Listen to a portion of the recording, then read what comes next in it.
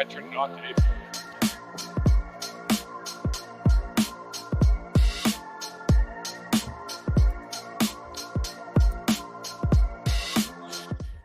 All right. Welcome to On My Block Preview Podcast.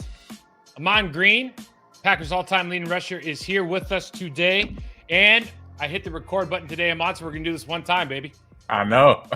Let's get it done right. Let's go. I'm your host, Mike Wall. Listen, basketball's back. BetOnline remains your number one source for all your sports betting needs this season. You'll always find the latest odds, team matchup info, player news, and game trends at BetOnline. And as your continued source for all sports wagering information, BetOnline features live betting, free contests, and giveaways all season long. Always the fastest and easiest way to bet all your favorite sports and events, whether that's the NFL, NBA, NHL, MMA, tennis, boxing, golf, esports as well. So head to betonline.ag to join and receive your 50% welcome bonus with your first deposit. Make sure to use your promo code BELIEVE, that's BLEAV, to receive your rewards. BetOnline, where the game starts. AG, there's a lot going on. Obviously, all these tons of playoff scenarios. Packers are playing for it. But I would be remiss if we didn't start with, we got great news today from the Damar Hamlin situation that unfolded on Monday night. And certainly we all have listen, we've all dealt with tragedy in our own ways in our own lives. I think obviously when this hits like it does, as viscerally as it does when it's on national television in front of a game, and it kind of, it's like to poorly reference a comic book when the Joker says when everything's going according to plan, no one seems to care, right? But when things don't go according to plan, nobody wakes up in the morning and think they're going to see this, whether you're a fan, whether you're a teammate or an NFL player, part of that brotherhood, whether you're a family member, goes way out beyond expectations. And so it hits really, really hard, makes you reevaluate. Great news though. Damar seems to have regained consciousness. It appears that neurologically, they're saying the doctors she's showing some really good signs that there's not long-term neurological damage, which I think for everybody is probably the thing you're worried about the most. And so, listen, with that, I think my initial question was, because we didn't know that information yet. And so we were going to talk about postponing the games and how you do all this. But AG, do you just have anything lit? Because they're obviously going to play these games, and I'm glad they are going to play these games. I think it's a good escape for a lot of these guys. Yeah. But do you have any thoughts that you want to add to just this situation and how you kind of, as a parent or as a player, how you thought about this? Yeah, I mean, as a player, it's something that, we knew signing. I learned as a kid, my brothers played football, my dad played football, my stepdad played football. And to talk about the injuries, we will have conversations, in terms of how to defend yourself, how to protect yourself. But at the end of the day, when something goes down, it's basically, you're hurt, or, how bad is it? And you're, mentally getting through it, if it is you having an injury or your teammate or somebody that that played in a game, friends, cousins, or whatever, is then dealing with the mental side of it because you're not the person you used to be because you're hurt. The way that I say the NFL, Zach Taylor, McDermott, the head coach for the Buffalo Bills, how they handled it from leadership standpoint, I thought they did it beautifully. Zach, I saw an interview where Zach mentioned where he walked over to McDermott and asked him in a kind of, face-to-face, man-to-man to say, where you at? And before he could even get a word out, McDermott said to him, "Hey, I'm going to the hospital to be with Damar and his family. That's where I need to be right now." And then from Zach Taylor, he's like, "All right, decision's made. Game's over.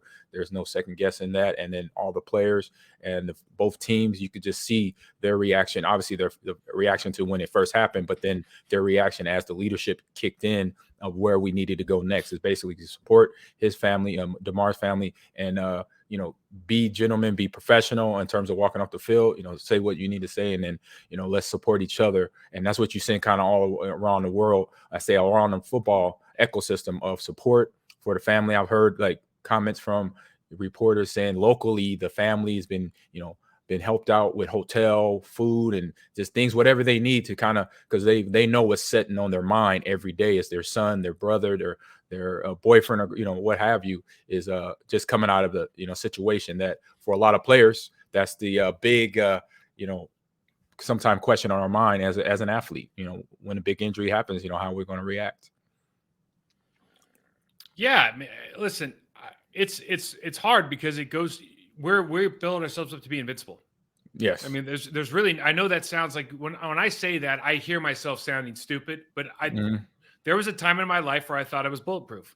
Yeah. And I know you felt the same way. Yeah. And so 100%. when that glass is shattered right in front of your face, like it hits different, it really does hit different.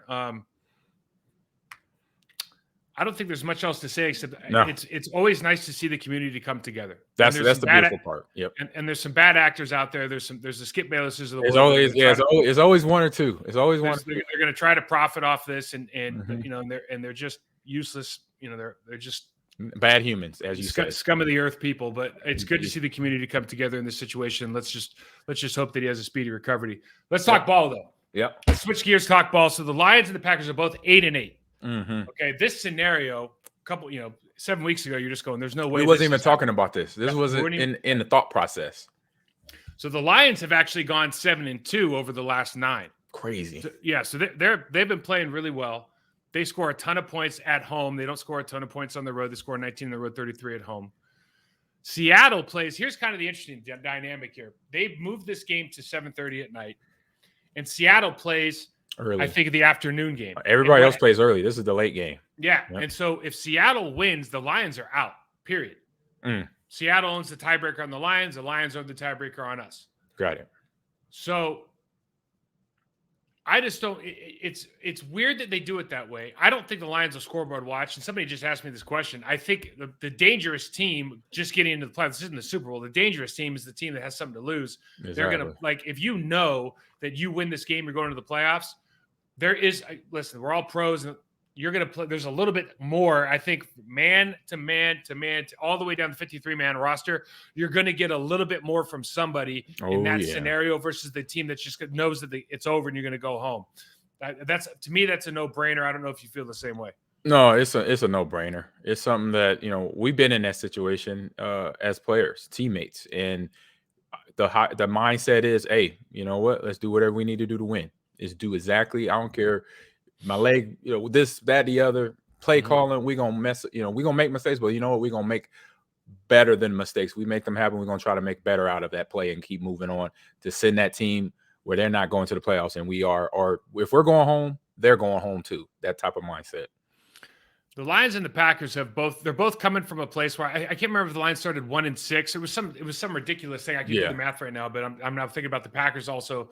I think they were they went through a stretch where they were 1-7. I mean, both teams were playing really poorly at one time, right? And you start going, well, how the hell did this happen? So from your perspective, let's forget about the Lions real quick. Just from the Packers' perspective, AG, what have you seen over the last 4 or 5 games that you go, we can point to that and say that's better. That is at least part of the reason that we're having success. I know that some of these teams have either been bad teams or Tua had a concussion. All the stuff that's going on with the Vikings offensive line last week, and exactly. But what do you see that just, man, this is different. This is better. We have improved. It's just the things that I believe the Packers players are aware of now. They've been criticized on. And not by us. I mean, because we talk about it. When I'm saying the criticism from their coaches, they're having that conversation amongst each other. And now you see less and less of those mistakes. You see people, you still see them every now and then because the other players are trying to win, but you see a lot less of them. And they're making the positive plays. They're making the big plays. And then they're sticking to the script. They starting the game off running the ball, and they don't go away from the run. They keep the run in the game. And then we seeing guys that always been there, but then in the last few games, they kind of woken up again. Kenny Clark, the guys on defense, are showing up in the middle again. Kenny Clark's a great point. Exactly. Taking advantage of it's football. Whoever's healthy is going to play. Minnesota, like you said, has some holes in their offensive line. But you know what? That's not the Packers' problem. The Packers' problem is that, look, we gotta disrupt Kirk Cousins. We got to make sure that Justin Jefferson, which he only caught 1 ball for 15 yards, Jair did his job there. So guys are now saying to themselves, they should know by now. It's basically like a movie. One of the movies where you have all these emotional tides, ups and downs. And now they're at a point, it's like, you know what? Our back's against the wall. What else are we going to do? Are we going to fight with each other? Are we going to make mistakes with each other? Or are we going to get this thing right so we can get into more January and February football, basically? I remember that year that we had to win, and the Broncos went in. You're in 2003. That was probably the best team that you and I were on together. 100%. And we went to the 4th and 26 game.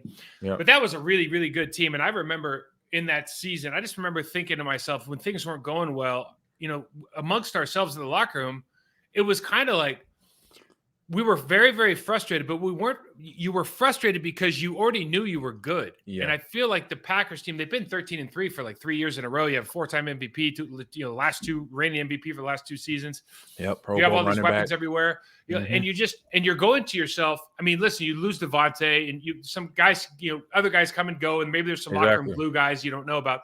But just generally speaking, you're sitting in the locker room and you're going like, well, we know we're good. What the hell's going on? And you start cataloging. Okay, what I just talking about you and I now. You start cataloging. Okay, What is it that I need to do to improve? What is it that our group needs to do? What is it does our offense need to do? What is our defense? And you just start going through it, and eventually it kind of fixes. It just kind of happens. It fixes itself. It's not that the coaches are coaching different. It's not that the players are necessarily doing anything very specifically different, but the attention to detail is a little bit higher. And I think maybe if nothing else, that and Keyshawn Nixon just decided to show up and be Superman. That helps. But aside from that, it's like really, it's just the attention to detail. I personally believe in the last 30 years, when it turns December 1 in Green Bay, Wisconsin, I think the attention to detail just goes up because everyone's used to going to the playoffs, right?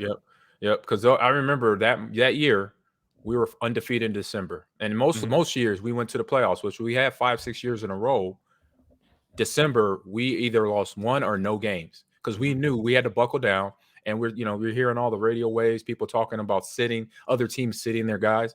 That's the biggest mistake you could do because if you are in rhythm, you don't want to lose that rhythm, regardless if you already won the title 2 weeks ago for your division, and regardless of you're the number 2 seed, you may get a bye or may not get a bye. I don't think the 2 seed got a bye anymore the way with the 17th game. The 17th game now. So it's no bye. It's only the number 1 gets a bye. So play ball. Make sure you guys are ready to go, and put on the tape from the last game and be like, this. Just let this roll. This should be all the motivation you need. We're at their stadium. We got our ass kicked. So. What more is there to say there? I don't want to digress, but what you just said is interesting because we talk about teams that are making that decision whether or not to play their players. Right.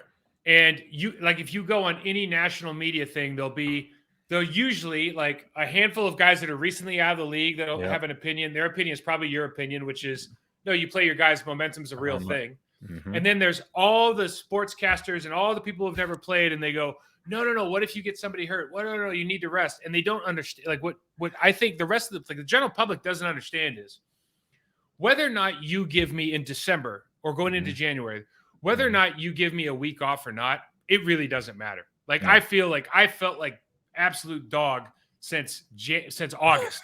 You know what I mean? Yeah. Your body's all of a sudden like, oh, dude, thank God I got this week. Is it nice? Yeah. Is it worth the risk that you take that you might be off momentum?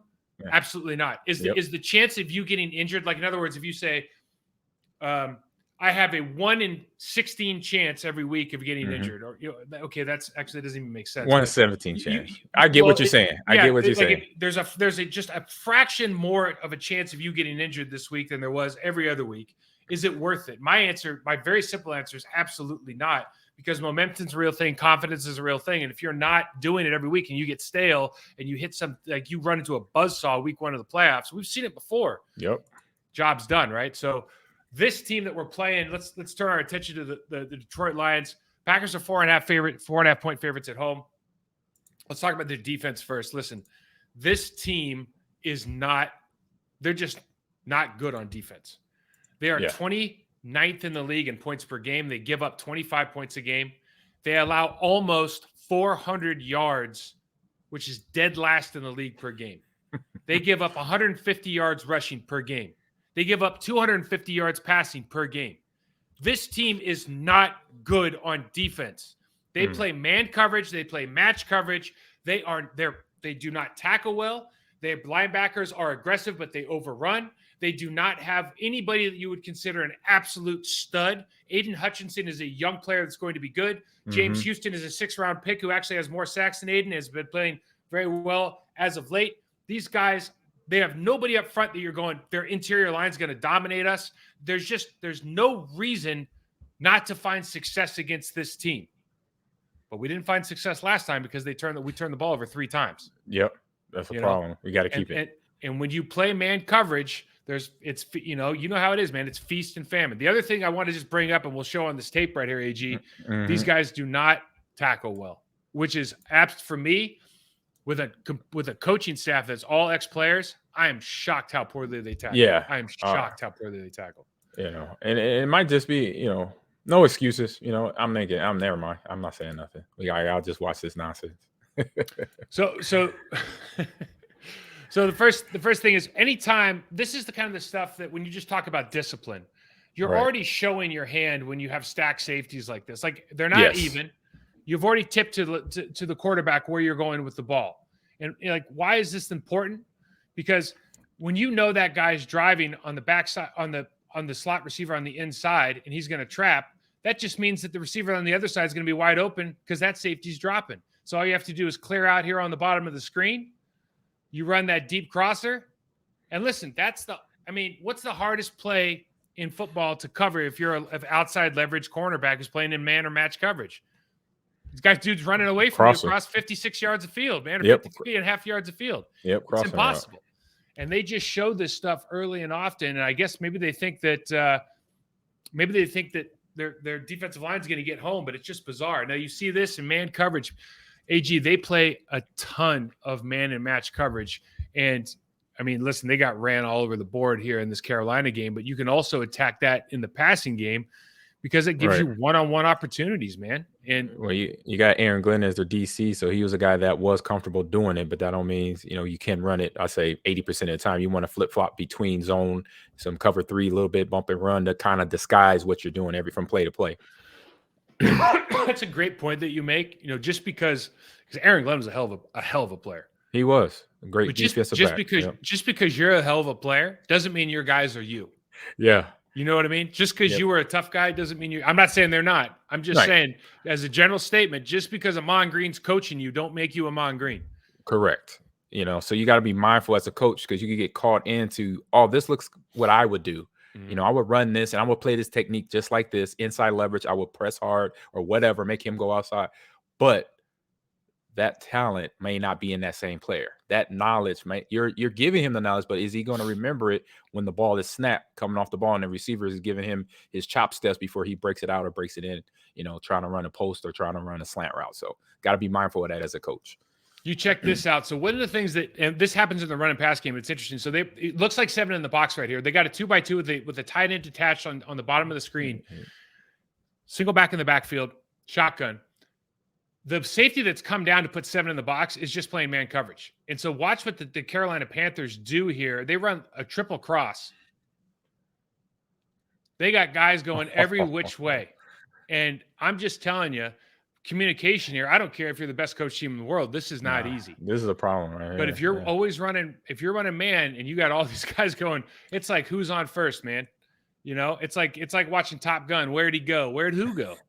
You know, there's just that's all kinds of trouble that the Packers can take advantage of because we got a couple guys that can stretch the field, but we also have guys. We have a Dobbs, we have a Randall Cobb, guys that can get open by running those quick routes. Tunyon you can add into that mix, right? Of running those situations where you're running little switches, little crosses, running triple crosses, where this action gets exploited because there's communication problems. That was even that AG, that wasn't even off of motion, right? Like it was a setback field. Yep, it was a setback field. You can watch against the Bears in the red zone where these guys run motion to a bunch coverage, and you know they got a safety telling a linebacker to switch man coverage responsibilities. The dude's wide open on the drag backside, and you got 2 guys sitting on the flat route, and it's just. This is what happens when you got young players. You're trying to coach them up. You have all these switch calls and all this communication. We talked about on the Green Bay Packers side of post-snap communication versus pre-snap. If you can get it done pre, you're good, right? If you're trying to work at post-snap, you usually got some problems unless you're a very, very accomplished defense. Exactly. All right, what we got here? We got motion. You see the early designation because of the speed of the tight end coming across. You see these guys show early, and you're giving that pre-snap look. And what happens when this safety drops? You got the easy drag. Now, of course, The Carolina Wow. Panthers ran for 320 yards rushing against these guys, right? So they're really focused on getting to that. When that tight end goes in motion, that usually meant they were running the toss sweep. Got it. So they're really thinking about this. But what I wanted to demonstrate was not necessarily the keeper, because that's a play that everybody runs and you're going to find different levels of success. But these guys don't tackle. First guy doesn't make the play. The first guy does not make the play. It takes four guys to get there. Yeah, you want to put that team in a more down situation. You want to keep them getting first down. We want to make them work for it, basically. So that means wrap up at the point of contact. This is a play that the Packers run all the time. You got trips right to the bottom of the screen. Now you see that the inside receiver has outside leverage on the linebacker, meaning that the linebacker who's on the hash mark I have circled is inside of that inside slot receiver. So, and both other defensive backs are off the line of scrimmage, so we can get a very natural block on the outside man, block on the middle slot, and then the inside receiver is going to run that flat. Again, watch. For fans out there who want to see the game within the game, you got two great stock blocks here. Watch the tackling.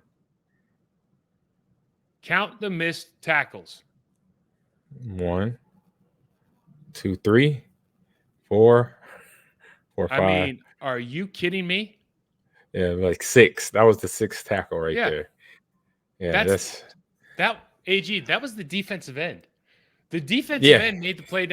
So what do you learn from that, right? What we've talked about before with this team, the Lions in particular, Dan Campbell's going to get you to play hard. But especially on this defense, the attention to detail, the tackle, these little things, communication, tackling, basics of the game. They've got to play hard, right? They've got the heart, no question. Zero but they question don't there. get details as well as they should. Yeah, this was something I learned by reading an article, actually a book, a Bill Belichick coaching book. And when teams get to this time of the year, they're fatigued, they're beat up, as we talked about already. We already know this. Playoffs are on the line. Teams are fighting to get in. But the one thing that you're talking about is the fundamentals are lost. Something that the Patriots, what he would have his Patriots players do this time of the year, being perennial divisional champs, number 2 seed team, they would basically do a half hour of form tackling, a half hour of holding on to the ball drills, basically going into the playoffs. So that whole month of December, it was 45 minutes of tackling drills, 45 minutes of holding on to the ball. The basics. Why? Because your body's fatigued. You've been doing this since August, and you just are now got to get refamiliarized to holding on to the ball and tackling, which are the basics of football that will either get you on the bench or get you on the field as a little leaguer if you don't do things right. So that's what Bill Belichick would do. And so when I got to high school sports, I would bring that up with all the teams that we had going to the playoffs. I said, Coach, hey, let's do another 10, 15 minutes of tackle drills or holding on the ball drills, before and after practice, because this is playoffs. The kids are, they're in their routine, but let's keep this part of the routine too, because this is going to come in big. And there's something I stick to my guns to when I see this time of the year, just see what teams are tackling better or the same or worse. And that's right now, that's where Detroit is. And at one time, Green Bay was for their little stint. You just made a great point. How many teams do you think live that life in the NFL? I would say at least 5 or 6 teams that are well coached. I would guess 6. Yeah, I would say 5 or 6 teams well coached, and they have the staff to be that bring that awareness. Be like, all right, this is playoff game, this is playoff time. Let's look at our rosters. Who's healthy? Who's beat up? And then let's watch how practice goes. When we practice on Wednesday, what's that Wednesday practice look like? Is it upbeat or guys dragging? We got to lighten it up a little bit or whatever. Make the adjustments, but also get back to the fundamentals, because like I said, you get into that routine by December, stuff that you used to do in August, you don't do no more because it was just training camp. The coaches are reintroducing, football to players that have been with their training at their training facility in Cali or San Diego or wherever.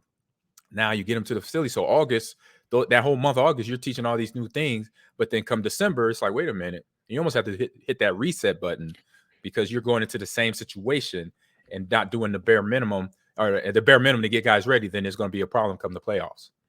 The thing that Bill Belichick does, I think that a lot of people just don't appreciate is Bill Belichick, especially now, because you look at what is it when you hear from coaches now? Like if you and I go into a room, a coaching room, like a head coach's room, and we say, hey, we need to tackle more. The coach is going to say, oh, the guys are so beat. Like they'll literally start going like, oh, they're so beat up. We expect so much from them. The truth is they don't practice as much as they used to. Nope. That's a fact. That's 100%. Right? Yeah, they don't hit as much as they used to. So if you're not feeling as like, if you don't feel as good as I did or you did, then it's because you're not doing something from a recovery standpoint or a preparation standpoint, because we hit a lot more, right? And we put a lot more damage on our body during the week. So when the thing that Belichick does, the point I'm trying to make is the thing that Belichick does is he says, I'm not going to be emotional about this. I'm going to be pragmatic about this. We need to do this. Period. I will. And so I'll become like Bill. I just tell you, like, he became an expert at recovery modalities. They have one of the best recovery modality systems and one of the first in the National Football League. And the reason is he's like, I'm going to work you hard. You have to be able to recover. That's how we're going to do this. Cause I'm not going to work you less. Right. I'm going to help you recover more. So, anyways, let's go back to run opportunities here, because the run stuff is interesting in that man coverage affects the run game too. Yep. This is a very simple toss play. You see they got a fullback. This is just like old school 12 personnel. Okay, we're going to have the tight end block out. You see the big gap they have between their three defensive linemen, and they're running a 3-4 with the safety down. But we know that safety's down playing man coverage, but this team doesn't even try to block the safety, because unlike a lot of teams, when the Detroit Lions play a man safety in the box, that dude's not even thinking about the run game unless he's being specifically told to trigger. So check this out. That's not a good idea right there. They got fullback lead on the Mike linebacker. The safety, the safety's not even being touched. They don't even care about him. They're like, he's not going to play. He's playing man, cut back, bye-bye. Yeah, the safety is like in tune to the tight end, and the tight end's not even blocking him. He thought that if the tight end released, he would have went with him. Since he didn't release, he got stuck looking at the tight end blocking his guy. And he's not wrong. And I just, the point we're making is like, he's not wrong because he has man coverage. But when you're in that situation, it's very, very difficult if the other team knows you're always doing the same thing and you can literally book a guy in the box. All of a sudden I went from, I got 5 down linemen, a tight end, and a fullback. And you really only have 6 in the box again. Right? Yeah, because one is not paying attention. One's not paying attention to what you're going, or 7 in the box. Yeah. But either, so you have numbers. So we look at the tight end here, because their linebacker is man coverage on their tight end can just block out on Aiden Hutchinson here, number 90. Is that, I think that's Aiden. He can block out, and you see this linebacker at the second level is just standing there waiting. Right. And oh man, you see what I mean? And this is nuts, man. This is nuts to watch. You would think, being coached by former players, that is just another word for green dog. Even though green dog is more, you focus on the running back and then you blitz if the running back stays in the backfield. But you could do this with the tight end. Same thing here. You green dog the tight end if that's your guy. But if he blocks, you take the next guy, or you rush, do something. You got to put that pressure on. Keep the same pressure on across the line of scrimmage.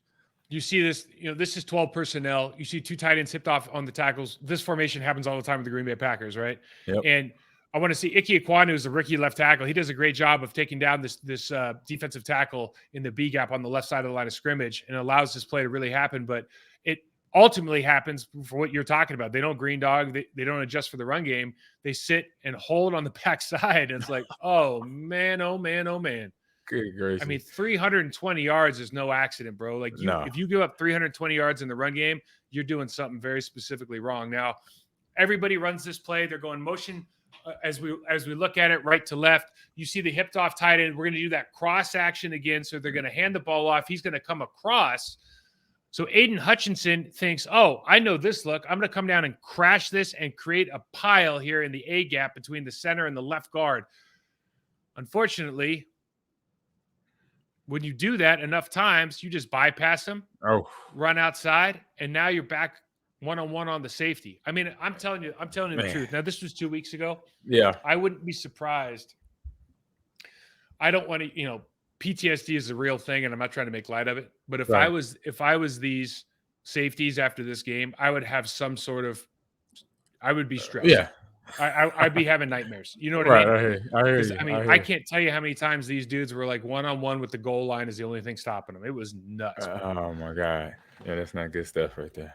This is a great play. We don't run a lot of inside trap, but you see this formation, AG, and this just looks like you can run 16 gap out of this, right? You're in shotgun formation. You see 16 gap for everybody as the left guard's going to pull as we're watching the screen from the right to the left, and he's going to wrap around. The tight end's going to block out. We're going to have a double team, and they're going to lead up on the safety or 44. Everybody knows that. The linebackers know that. So the wrinkle that the Carolina Panthers put in, and something we should think about, is they ran a trap on the defensive tackle that I've circled in red. And you'll see that Malcolm Rodriguez, who's a great young linebacker, he over pursues this play because he thinks it's going to be a gap, runs himself right out of the play here, and you see the hole, man. I mean, wow. Now, Anzalani on the other side, their other linebacker. That's a rookie card picture right there. Yeah. makes it as easy as he possibly could for the right guard and center to wall this off. But these are the kind of things, these linebackers like to hit. They're aggressive. Malcolm Rodriguez is super aggressive, but they do overcommit from time to time. When you're not a good team and you're struggling against the run, what is something that they always do, AG? They always move their guys, right? They always want right to before stunt. snap. Yeah, pre-snap movement. Pre-snap movement, but they also like to stunt and try to make sure that I miss my guy so they can get penetration and make you cut before you want to, right? Yeah, ETs, some TEs, throw them in there, sprinkle them in there. So these guys do a great job here. Again, this is about slanting. Slanting's feast or famine. If you slant, get penetration, and make Ahman cut before he wants to, you have a chance at stopping him. If you slant, don't get penetration, and your linebackers are now over pursuing because there's a huge gap, this is the kind of stuff that happens.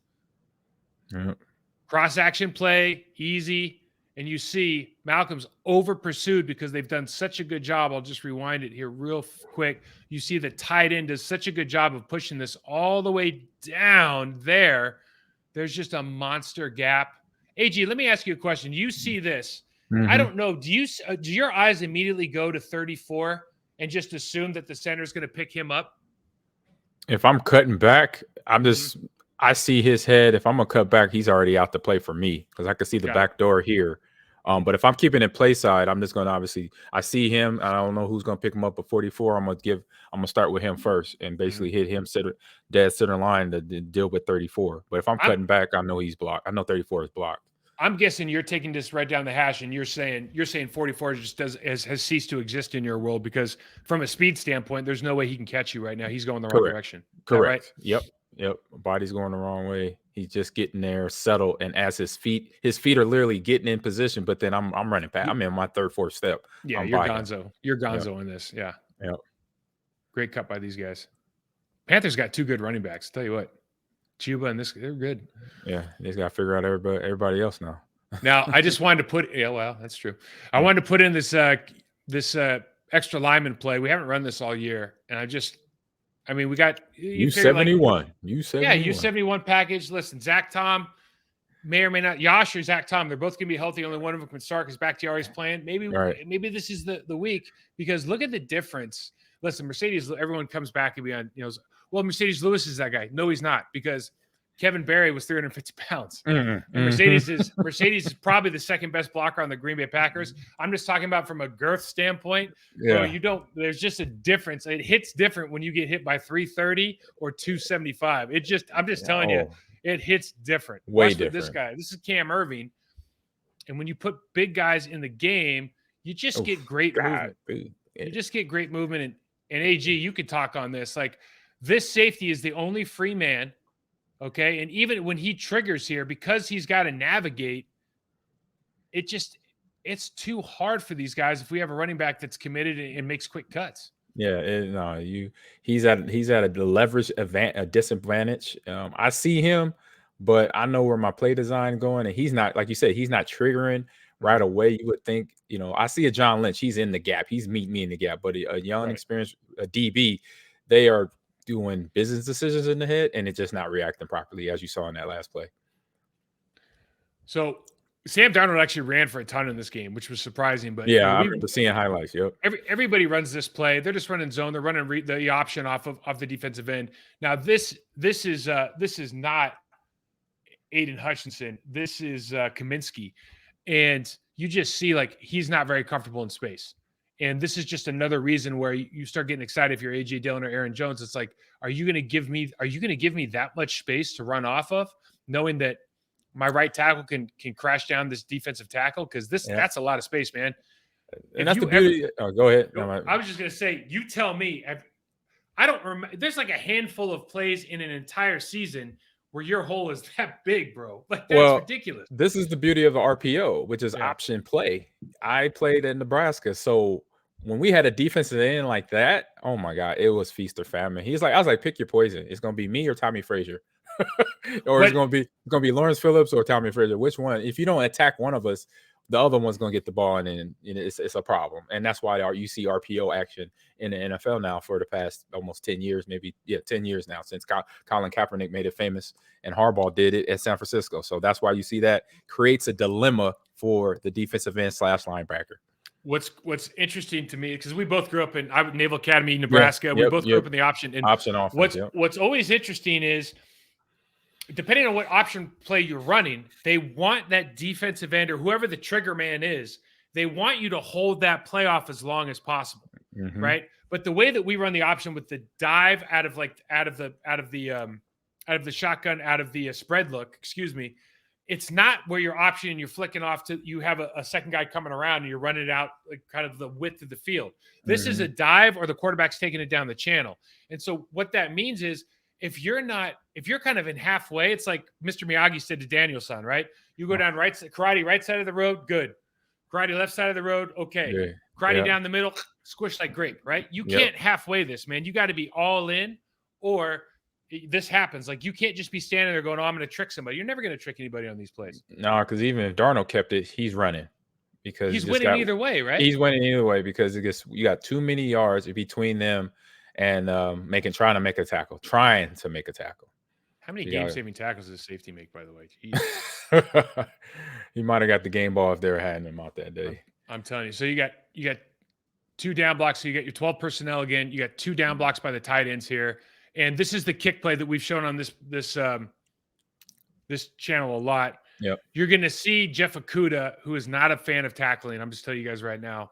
You're going to see him pop into the right side of the screen. And this is where everyone's going to kind of block down. And you essentially, as a running back, you're going to come downhill, but you're really trying to bump this play off outside of these tight ends. And there's just this natural running lane. Everybody comes down and blocks. And now Okudah shows up. And listen, regardless if he's in the right position or not, you think you're going to be able to run through him because he's a defensive back. But if he doesn't close that gap, bro, I mean, this is bread and butter football right here. Mm-hmm. Yep, the running back did a good job staying skinny on that tackle's butt with his block there, and that's where he's able to get past that just with a ankle attempt tackle there to get him upfield for like 10, 15 yards. So, there's a lot of opportunities to move the ball. There's a lot of opportunities to score. There's a lot of opportunities. This is like I kind of watch it, and all the plays that are successful, you go, dude, AJ can run those plays. Aaron can run those plays. Like it's ball at the catch for the receivers as well. You're in positions to be successful across the board. Christian Watson, you're going to get one-on-one opportunities versus Jeff Okudah. Can you win? Romeo Dobbs, you're going to get one-on-one, you're going to get one-on-one opportunities versus like Jerry Jacobs. Can you win? And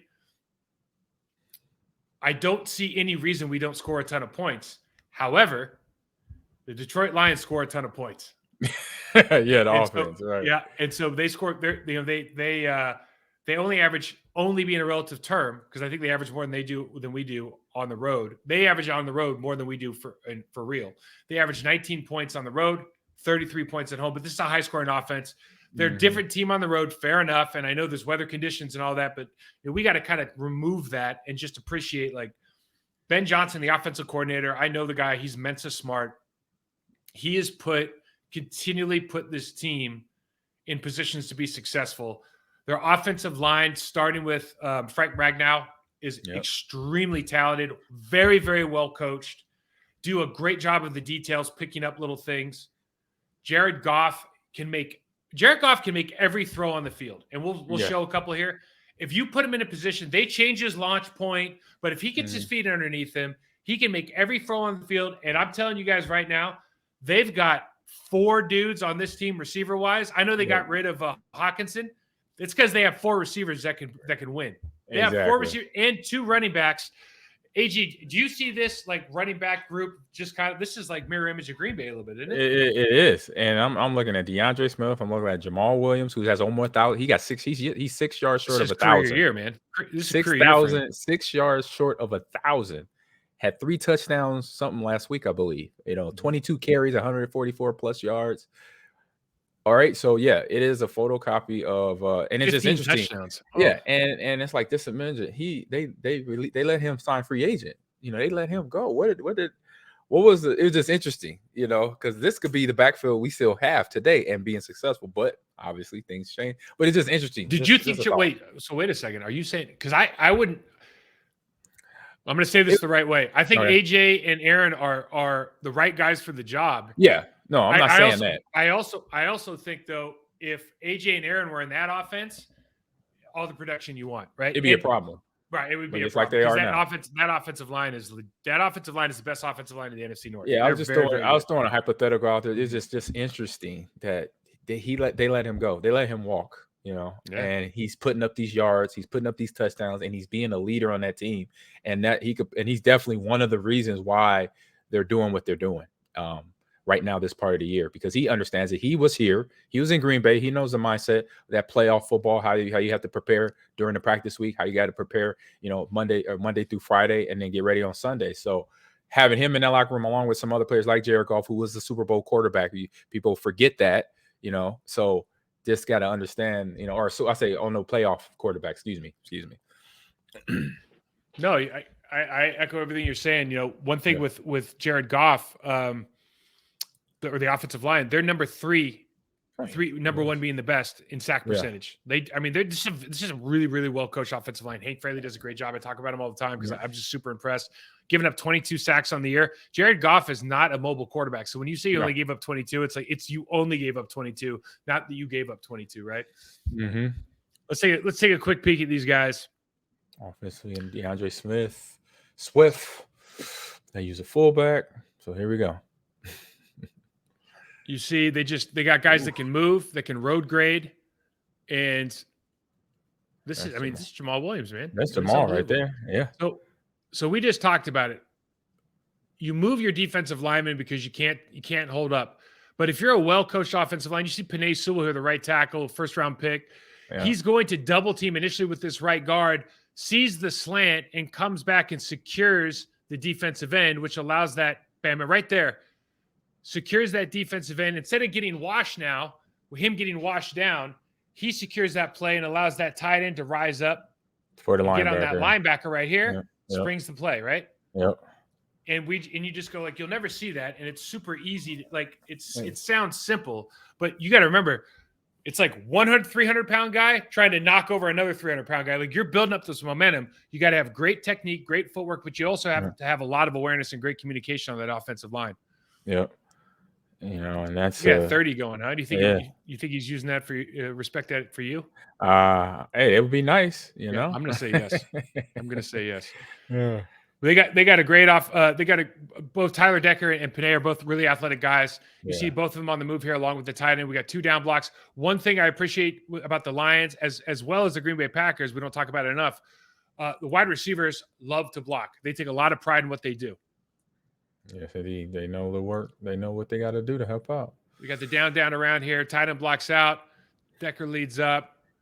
Easy cut for a touchdown. They just they have talent. They have technique. You see the double team here. I highlight the I think this is Evan Brown and Penei on the 3 technique for Chicago Bears. And look, the Bears don't.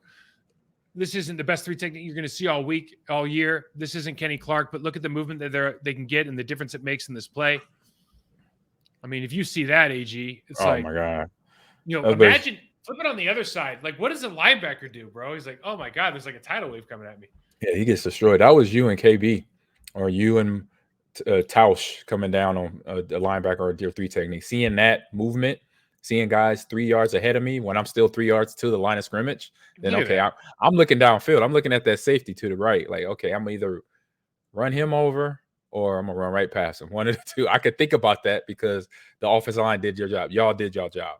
What I most appreciate about this is Amon St. Brown is in here button up on number 9, the safety, right? Just gets not a great job, but gets the job done enough. Because listen, all you have to do, like if you get your feet in front of the guy and you get your body in front of the guy, the rest of it is important. I'm not trying to minimize it, but like if you get in front of the guy with an explosive running back like yourself, show's over. Job done, man. You can fall like he's on the ground right there, but his guy's 20 yards downfield, easy. Yeah. I used to say a lot to the receivers and every now to you as well. I say just get in his way.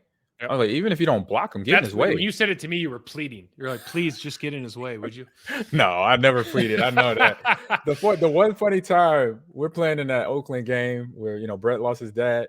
It was at the comment at halftime, and you come up to me, you're like, AG, I don't know where the fuck you getting these yards from right now because we ain't blocking nobody.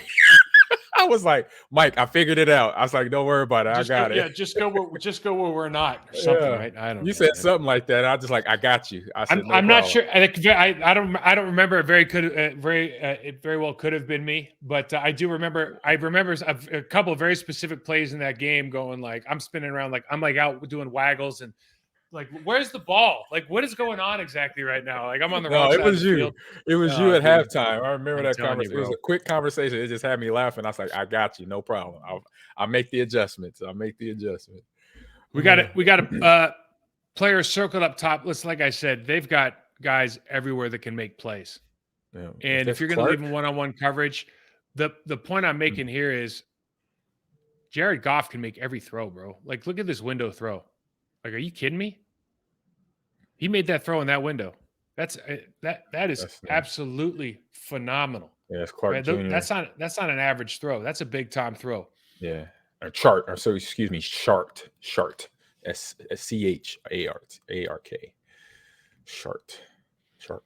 We see our man up at the top here, running the deep crosser, and like Amon St. Brown, he's got 1,112 yards this year, 6 touchdowns. He's their top dog.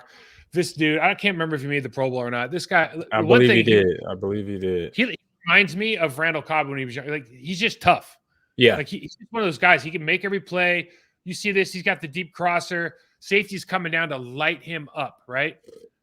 Mm-hmm. And just not only makes the play, stays up. Can't even get him down, dude. Like that. He's just a tough guy. He makes those kind of plays. He can take the top off, right? He's not a complete burner, but he can beat you one-on-one, but he can run every route. He's got great hands, and he's tough after the catch. Yep. He underestimated a lot, and you can see it in his gameplay. You see the under center play action pass, and they move the pocket, so they changed the launch point for Jared Goff. But you see here, great anticipation by Goff. Now, we talked about how difficult it is to post-snap communicate, right? Mm-hmm. Well, so the Carolina Panthers switched this off. So you got the in cut at the top of the screen, and that corner just is like, I'm going to fade off, and we're going to drive on that with the safety. But the corner's facing the wrong direction. So even though that arrow's pointed to the right, like he can't catch up. And Goff has the arm strength to put this ball 60 yards downfield. Wow. And lead him on a play across the other side. I mean, that's a big-time throw, a big-time catch. That's just a big-time play, though. That's an amazing throw. And it was almost like I think the receiver kind of panicked and jumped for it. If he would have stayed running, he could have caught that in stride. I just love the way that the Detroit Lions are creating launch points that are not right behind the center all the time for Jared Goff. So you just never know how to rush it. They run. You see they pull the guard here on the under center play action pass. But then, dude, this is an absolute rocket right here from I think originally the second pick in the draft his year, right? Yep. I mean, that's a rocket, man. Great throw. Great catch. You see the safety so far back. This is just a traditional cover 2 look. And for fans out there, like when you talk to quarterbacks and receivers about cover 2 and you're the outside receiver, you got an outside release on the cornerback. He's gonna come off and now play the flat route. So he's going to play that slot receiver is going to come out over the 20, 25-yard line. And that little space of light here on the 30 to the 35 or the 25 to the 32, excuse me, is just where that cover 2 safety can't quite get to. And if you've got a quarterback that's got massive arm strength and arm talent, Those are just big plays in passing games. And again, like Goff's just making these plays in maybe years past he didn't necessarily make. Yeah, he's getting set up. Offensive coordinator is giving him plays, and like you said, like resetting the pocket. You got to do that with a traditional drop back passer that is not great with his legs. You got to give him opportunity in different ways, and that's what they've done. They've done a great job this year. This is going to be an interesting game. Like we said before, I don't think, I think if Seattle loses, obviously the game will even have kind of, there'll be more heightened awareness with both teams, but it's going to be a good matchup. AG, how do you think this game plays out on Sunday night, man? They flexed it to the Sunday night game, which I think means we have to listen to Chris Collinsworth. Is that right? Yes, we do. Which sucks. Let's just call it what it is. Not great. But either way, what do you think? What are your keys to the game? Well, I mean, I say the biggest thing is obviously, as a player, just don't look at the other games. Just pay attention, focus on this game. That's the first thing. As a coach, I'm gonna let them know that. I say defensively, it's almost rinse and repeat of last week. Do what we did off defensively, get Kenny Clark going, get the rest of the defense playing ball. Zaire doing his job. They have some receivers. They got 4 of them. I'm pretty sure Zaire is going to be on Amon Ra. Get in his face, be the guy that. Do you think they single? Because last week, man, like we talked about it a little bit. On the show? Yeah, they bracket coverage the hell out of Jeff Jefferson was double teamed almost every play. Almost every single play they doubled him. Right? Like we talk about the Jair versus Justin Jefferson, but it was Jair plus one versus Justin Jefferson, which is fine because that's how I would do it. I mean, like you got to take away something with the guy. He's got the whole field, right? Exactly. But do you think that they're going to go Jair, or do you think Jair wants to just follow Amon-Ra St. Brown around, or do you think because they do it? Josh Reynolds can fly. Yeah, they got guys who can fly on this team. Shark. Yeah. I think Zaire is going to go with whatever the defense. I think he's going to listen to his coordinator, listen to his teammates. Whatever they did last week, rinse and repeat, because they have some number 1 receivers, as we know. They got a guy that can take the top off. They got guys that's going to catch the ball that can run deep routes. So do that same type of style. Bracket whoever is having a hot hand. If Amon-Ra get a couple catches going, maybe you go to him, and then you put that coverage to him. And then if they got to switch later to one of the other receivers, then do that. But have that knowledge of keeping that, always constant communication. Don't just be set in stone of what they rehearsed during the week, just saying, hey, Amon-Ra's the guy, so we're going to stick on him. Hey, be ready to adjust the whole time, because this is playoff football. You can't just be stuck on one idea defensively. So defensively, do what you need to do in that back end, communicate 100%, but then that defensive line, get in there, create problems. And then offensively, again, rinse, repeat. It's easy to say, run the ball. AJ Dillon, Aaron Jones, along with the Aaron in the pass game, that Aaron's healthy now. And I say he's exercised all the season. All the demons are out. Everybody knows what they need to do to play football basically now. So they've been doing it the last several weeks of football for the Packers. So those are my keys to the game right there. So the other thing on defense, it'll be interesting because this is a much better offensive line. I think all their starters are playing. Mm-hmm. And last week, look, it's easy to play too deep and bracket cover with the backside safety covering the backside, covering the deep route on the backside, like the deep crosser. It's easy to do that if you feel like you can create pressure with 4. I don't know that the Green Bay Packers are going to be able to create pressure with 4 guys. I don't know, right? Because they have a very, very good defensive line or offensive line, offensive line, and run game on top of that. And Rashawn Gary is still on IR. We don't have our best guys, so it'll be interesting to see if we need to create, because I think you do have to get Jared Goff off his spot. I think if you get him on a second or third look, you get him so he can't set his feet. He's got a quarterback. But it's going to be very difficult to do because last week you get home with 4. I just don't know if that's possible with this team and all the run stuff and all the other stuff, because this is more of a 45-55 run game. This isn't 65-35 like it was last week. These guys are happy to run the ball down your throat, right? Yep. So that part of it, and the O-line to do it, like you said. And they got the personnel to do it. The most important thing from last week for me to transfer to this week is pre-snap communication versus post-snap. Last week, they were successful with Justin Jefferson in particular because pre-snap, they knew exactly what they were going to do to that specific person to take him out of the game.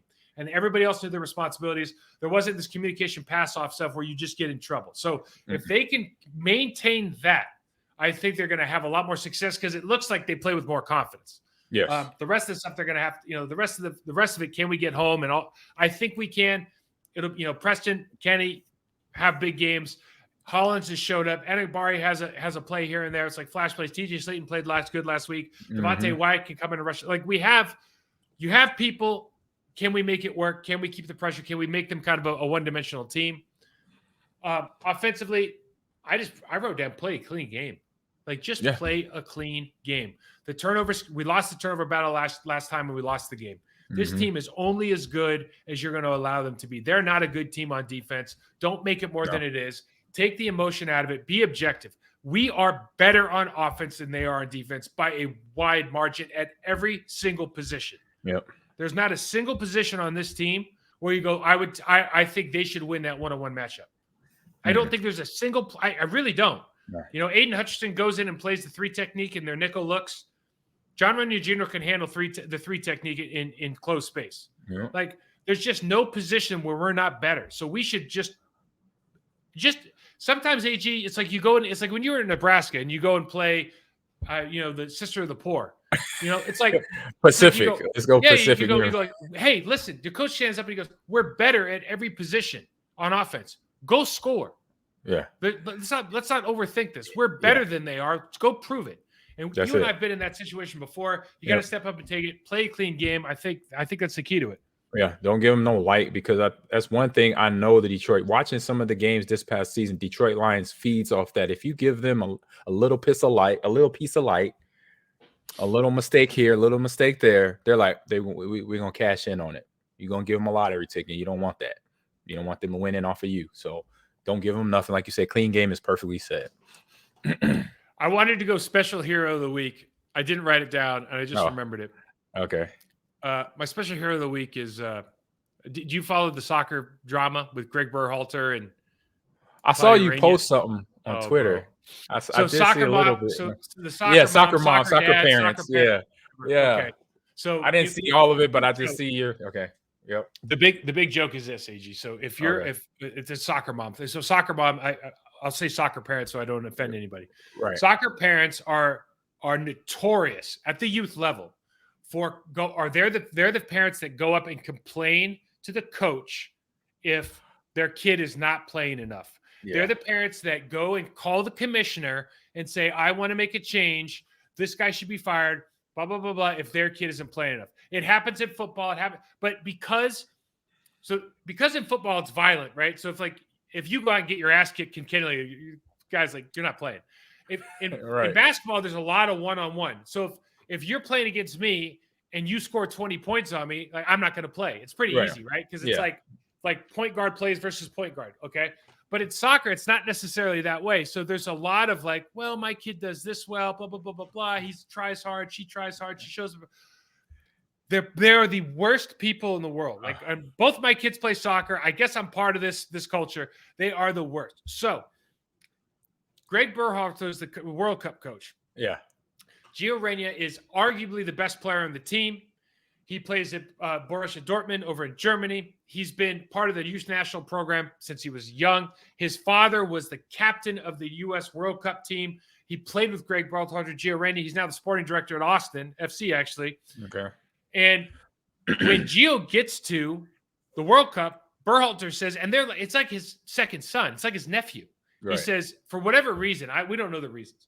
He says, you're not going to feature a lot in this. For whatever reason, I don't think you match up well against the teams we're playing. I'm not sure. Gio gets upset and all these things happen. But what you don't find out until later is that his mother, Danielle, is complaining, and they know they are U.S. soccer, right? So they're complaining to all these people in power. Well, my kid's name's getting thrown through the mud, and, if they only knew what this guy did when he was in college, they all college. Greg Berhalter and his wife Rosalind and the Rays all went to college, right? If they only knew. So now there's this investigation over like a domestic violence dispute or something from 1991, all started essentially because this Gio Reyna's mom was upset that her kid wasn't getting enough playing time. And you're just like, dude, this is the most Karen thing that could possibly happen in soccer. You're like, dude, this is hilarious. This is why that's my hero of the week, man. Okay, yeah, this is definitely the reason why when my kids were little, softball, baseball, there was rules that were guidelines. It was a whole paragraph towards the parents that said, if you are the parent that is yelling at the ref, giving the ref the umpire a hard time, or the players a hard time, or saying words that are conducive to a little league game, you can escort yourself to your car and go home. That's basically kind of what it said. I'm paraphrasing, obviously, but it basically said that. Don't be that parent. Don't be that. Do not be that parent. I think it's posted on every sign. There's a sign posted on every field in America now. When you fill out your registration and sign up your kid for any sport that's spring or fall or summer, it has a paragraph directed towards the mom and the dad saying, don't be that parent, please. You're going to get escorted off the field, off the court, off the baseball diamond, whatever, out of the stadium, out of the gym. You're getting escorted because we won't want that in the house. It's too much. Bro, let's hit a couple of these games real quick, all right? Yeah. We'll do the games that matter, right? So Jaguars, Tennessee, Jaguars by 6.5 at home. Who do you got? So for playoffs, I think it's for division lead. Yeah, the Jaguars been playing good football, man. Yeah. Trevor Lawrence, Dougie Fresh got him playing real well. So I'm going Jags. I mean, Tennessee, they have that defense, but it's just they're just not putting things together. They're just like offensively, they're on their third quarterback. I guess, is that what it is? Okay, I know Derek is beat up too. But that team lives with the quarterback and a healthy running back, and that's unfortunate. Both guys are beat up. So Jags for me here, easy. Dolphins, Jets, coin flip game. Dolphins actually Jets by 1. Dolphins are at home. 2 is out. 2 is out, right? Okay, yeah. No, 2 is out and Teddy's out. I think they're on number 3. So Teddy is out. See, I wasn't 100% sure. I think they're on number 3. Don't quote me on that, but I think they're on number 3. See, I went. Oh, if Teddy was in, I was okay with the Dolphins. But the Jets, do they have playoff possibilities, or they just? I think so. Okay, but here's what I think. I think if Mike White plays, I think the Jets probably win this game. I think if Zach Wilson touches the field, they lose. Oh, they lose 100%. Just something's off right now in his development. You can't really put a finger on it. I'm not in the building. I just could see it from what I'm seeing on the field. But I got to make a pick here. Yeah. Mike White plays. No Tua, no Bridgewater. I'm Jets because of defense. Defense is one of their safe points, I'll say. Good points. We got here we go. Patriots, Bills. Patriots have to win. Bills by 6.5 at home. No, that's not happening. Bills. Ravens, Bengals. This is a big game. This is a serious game here, but I think Bengals got the advantage. Their defense is playing lights out right now. Yeah, and then Burrow is being Burrow. He's being almost like a young Brady, where he just does things that he's gonna do every game naturally because he has the equipment. He has a Jamar Chase. He has a T. Higgins. He has a running game. He has P. Ryan and Dixon coming off the bench, rotating. So he has those pieces in place. So there you go, Bengals. I think Bengals too. I actually said this last week. Like, I think Joe Burrow reminds me of Joe Montana when I was growing up. Like he's probably got his comments though. He's he's got bigger stature. He's like a bigger dude. Yeah, he's a bigger dude. Yep. But you just kind of look at he just seems to be. I can't really put my finger on why he's better than everybody else, but he's better than everybody else. Oh yeah. I mean, you know what I'm saying. Like, I know why he's better than everybody else, but like when you watch him, there's nothing. He's not like he doesn't have a cannon arm that other people don't have. He's not faster than everybody else. He's like Joe Montana. Joe Montana's like, oh, okay, he's like he wasn't even going to start at Notre Dame, but he just and he's got Jamar Chase to his Jerry Rice. You start, he's got. He's got all these, he's got Roger Craig to, exactly. mixed in, you start putting all this stuff together. It's like, man, it looks, he's so good. He's going to be, to me, he's going to be the next guy for I believe so. 15 years. And he has football all around him since he was a kid. Yeah. His dad was like either head coach or something. I know he coached at Nebraska. Joe was there or something. He just, from the time he was little all the way up, and he just has that mindset about him. You could tell. I'll say I wouldn't mind being in that huddle with him either. So I think the last game that might be interesting is just that the Seahawks Rams game, right? Yep, that's a big one. It's probably going to be Seahawks. That's easy. It's got to be, right? Seahawks by 6. Yeah, Rams are just, even though they got Baker, they had a couple shines of light, but Seahawks is just a little bit more consistent offensively and defensively, and it's in Seattle. Home game. AG, nice show. Yep. Let's wrap it Good up. job. Tell everybody where you can find you and all the stuff you got going on. Yep. So find me on Ahman Green 30, all one word, Twitter and Instagram, and also Gamers Lounge on TikTok. Ahman Green's Gamers Lounge. That's on TikTok, YouTube, and Twitch as well. We got the show up. We had a great show this past week, talking about some crazy stuff, fun stuff as usual. And we got highlights and clips of that. You can check that out. Follow it on the Twitter sphere as well. Yes, So sir. Mike, let everybody know where they can find you at. Yeah, man. Mike Wall 68 Twitter. Check this out on our YouTube channel. YouTube.com/process. Back over to Believe. So we'll be on that network from now on. And AG, talk to you next week, bro. See you later. Peace.